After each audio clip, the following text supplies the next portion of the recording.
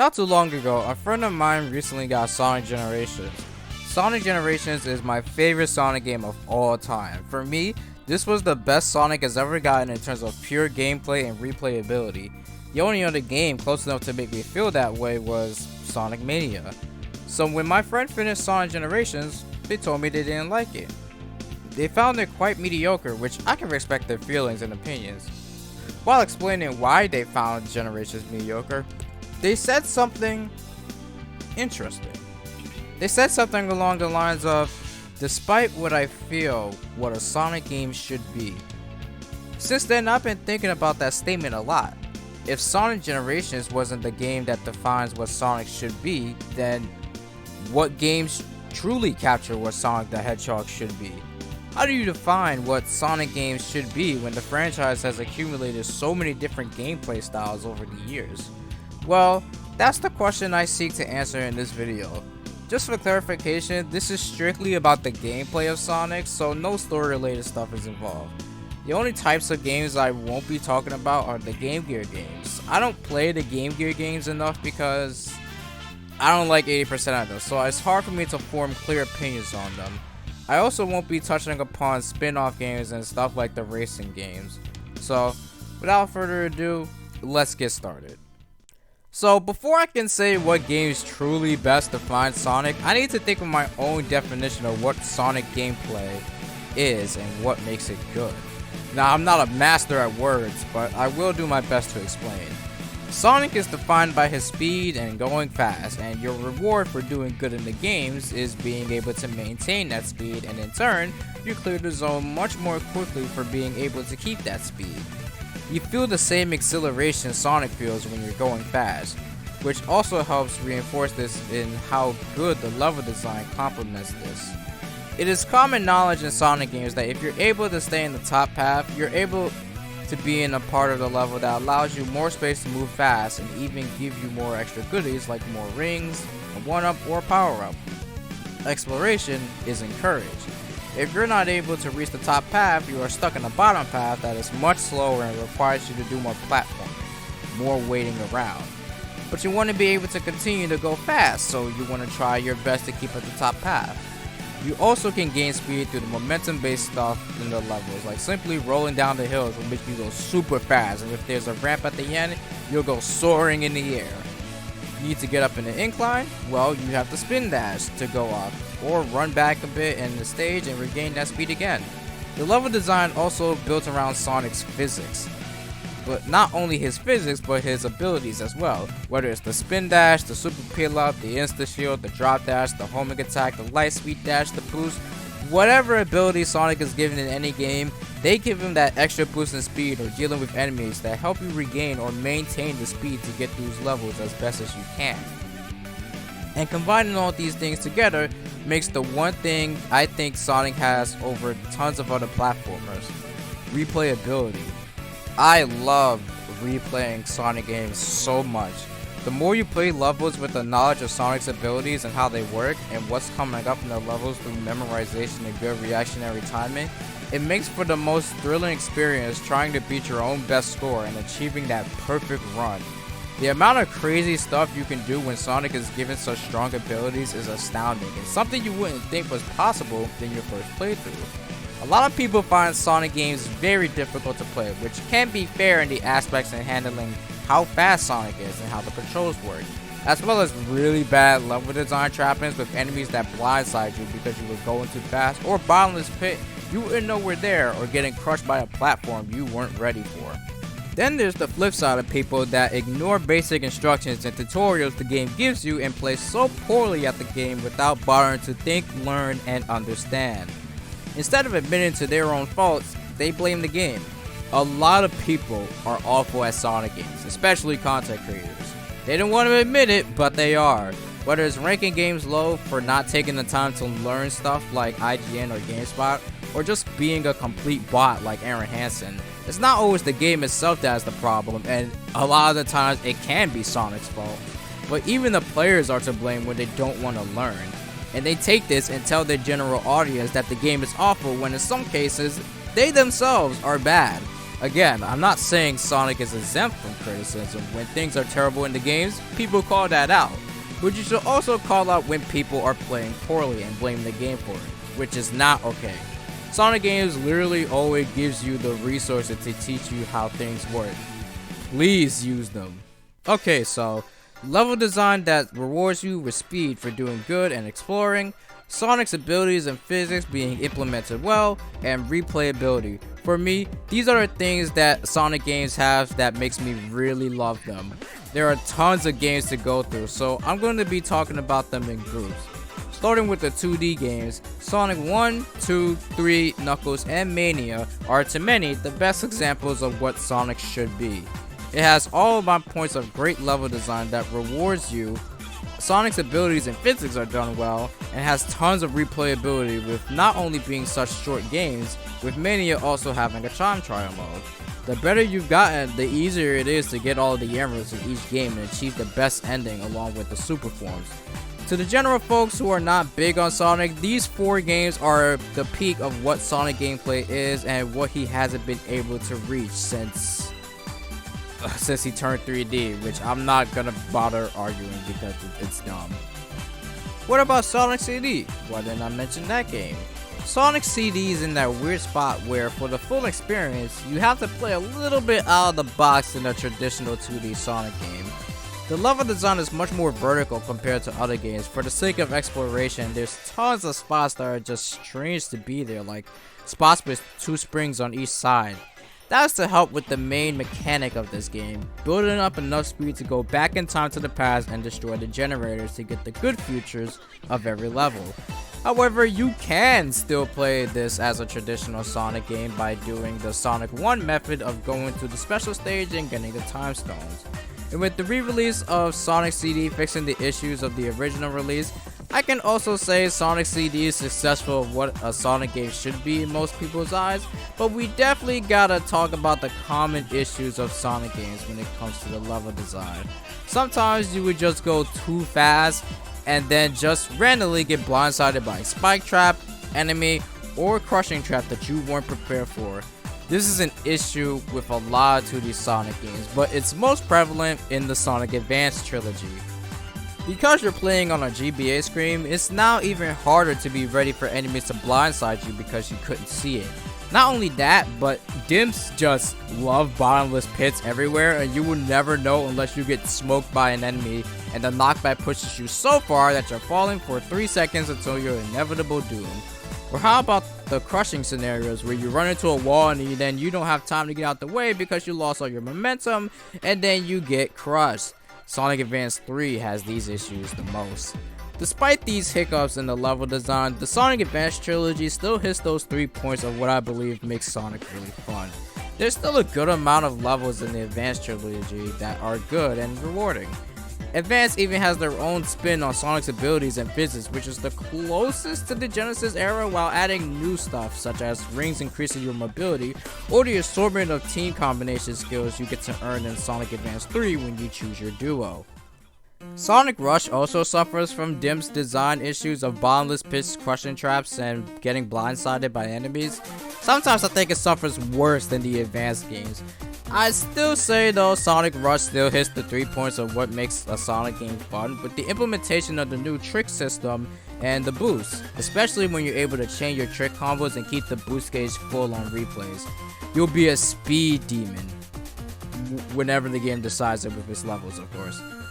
Sonic Rush Adventure does also achieve these 3 points as well, and definitely has the best levels out of the Rush trilogy in my opinion. However, I think it fails because of its structure of gathering up materials to do a bunch of boring vehicle minigames that drag on for way too long to travel to levels. And you're required to replay levels to grind for materials. Obviously, the better you do, the more materials you get, the more you play it, the better you are at it. This is an awful way to extend playtime though. On the first playthrough, it's not very engaging, it becomes too repetitive and boring for me. Grinding is not what I like in 2D Sonic, which is also what drove me away from Sonic Boom's Shattered Crystal for locking levels behind multiple collectibles. Sonic the Hedgehog 4 fails at everything that makes a Sonic game fun. It is a prime example of what not to do with 2D Sonic.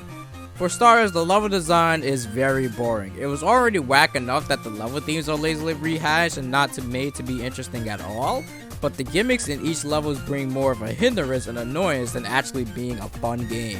Can't forget about the abundance of springs and dash panels to just be placed everywhere in the stage to just automate levels for you. Not only that, but this is easily the worst controlling 2D Sonic. Specifically, Episode 1. He's slow, is tougher in the build speed unless you're air dashing because the physics are so screwed. He can casually walk up ramps but can barely roll down a hill when curled up into a ball. His jumps are so stiff, no movement or fluidity with mid-air control, and the homing attack is really nothing special. It really is just for you to hit the lazily placed bubbles to reach higher points of the level. While Episode 2 is a little better on the physics, but again, the levels and its gimmicks are forgettable and annoying. And that stupid buddy spin dash was just a waste that doesn't add anything to the game. I don't replay any of these levels because nothing stands out. The Sonic 4 is sickening to play and even to just think about. Let's get this doo-doo out of the way. Let's move on to 3D Sonic games, and this is when things start to get a little complicated.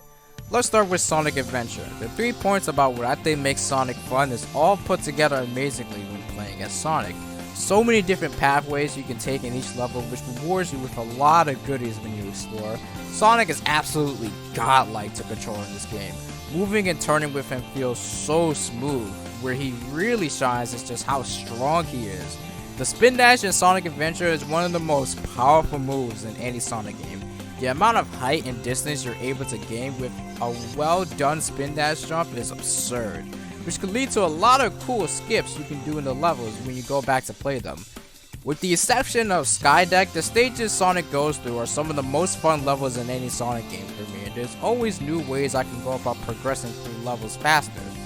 Now, I specify Sonic, because this is the start of having drastically different gameplay styles. I mean, Tails isn't really different, he's just a watered down version of Sonic's campaign. They're fine, and Tails on his own is actually very fun to play.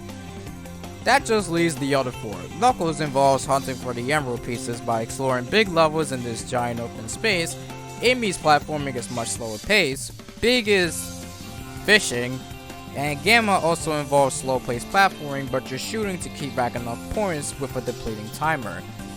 2 or more slower-paced platformers.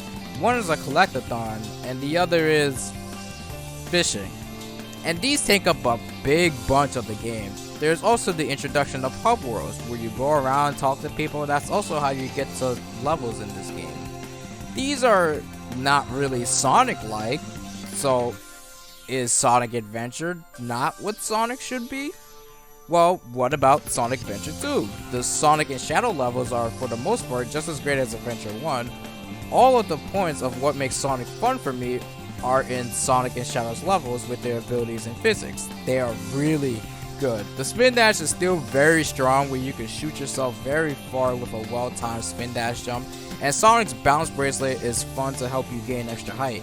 This was also the start where they started making the Lightspeed Dash a one-action deal instead of having to charge it. It's very wonky to use, but it's very exhilarating. But then that leaves the other 2/3 of Sonic Adventure 2. We have the mech shooting, which is just a clunkier, slower version of Gamma's gameplay from Sonic Adventure 1, and then there's a worse version of the treasure hunting levels, and they take up more of what makes up Sonic Adventure 2.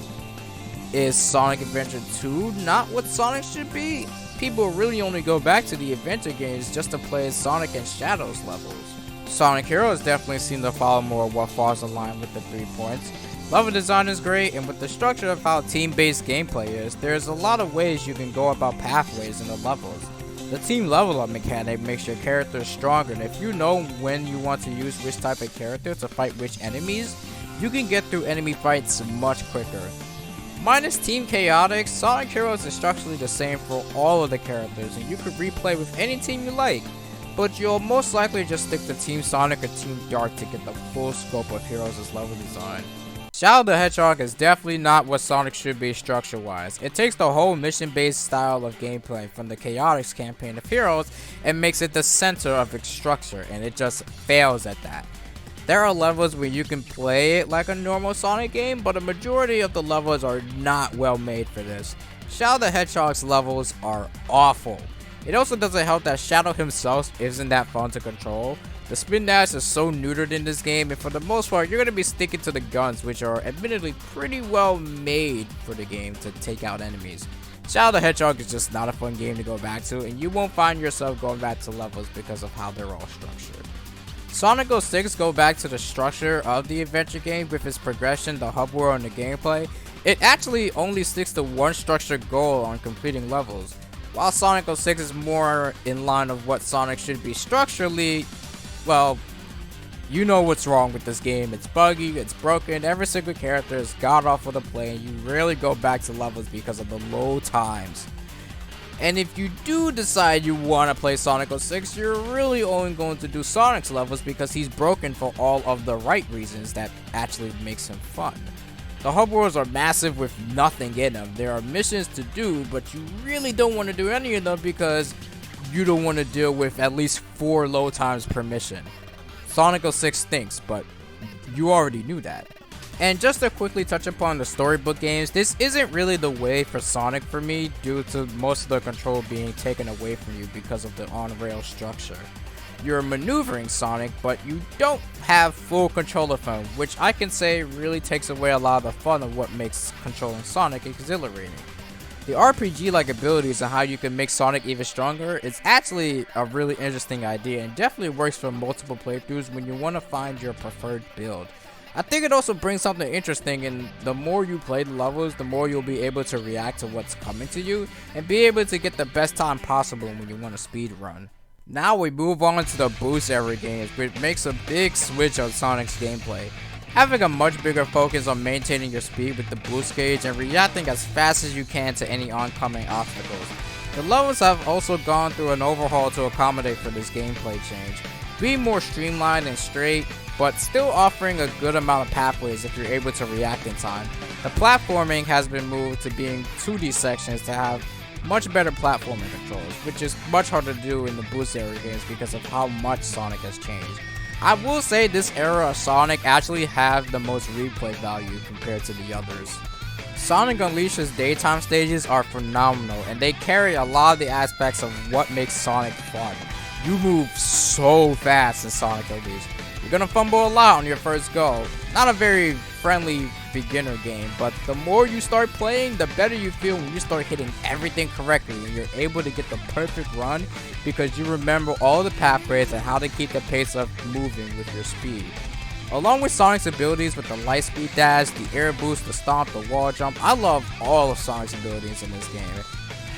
But then there's obviously the Werehog, which is not a high-speed platformer, but a beat-em-up hack-and-slash-like game. Is it bad? No. Does it slow the game down a lot? For sure. The platforming is pretty alright, and the combat is fine. You can upgrade the Werehog to make him really strong, which is really cool. But if you're gonna go back to Sonic Unleashed, you're gonna go back to the daytime stages. The hub worlds are back. It's much like Sonic Adventure's hub world, which is pretty alright. It's fine.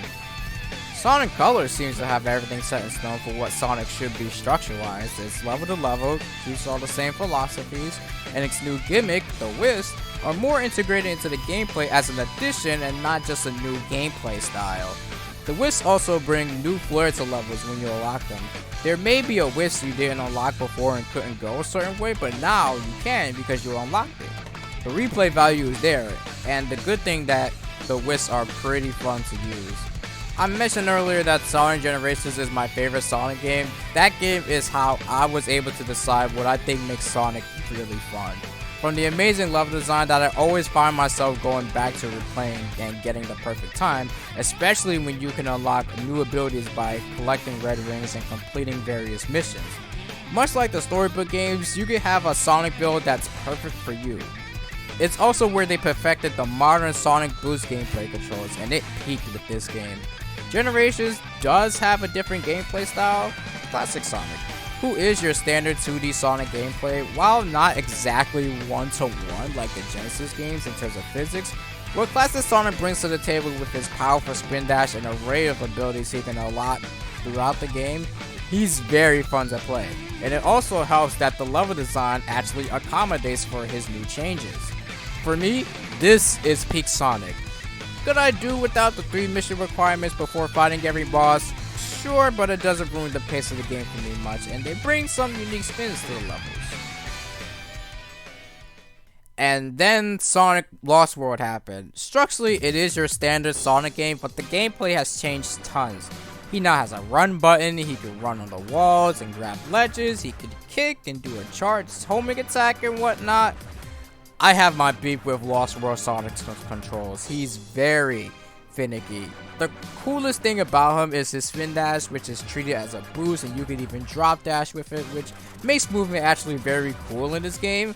But the parkour stuff is kind of wonky, especially the first go around, and oh my god, 2D is the worst in this game. Sonic's jump is so stiff, barely any mid-air control in his jumps, and running by himself, he can barely gain any speed. And when you're trying to spin dash, the level design always stops you with the ledges and you gotta climb up and such. Speaking of the level design, a lot of the gimmicks of these levels are very bad.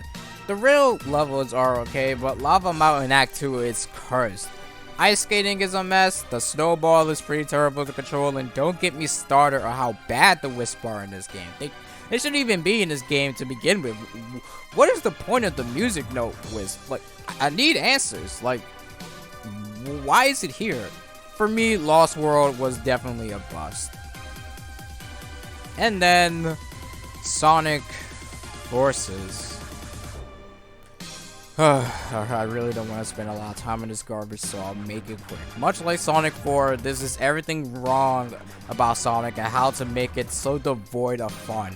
The levels are all way too short and the majority of it is automated. They've butchered Sonic's controls and physics, so he's even worse to control.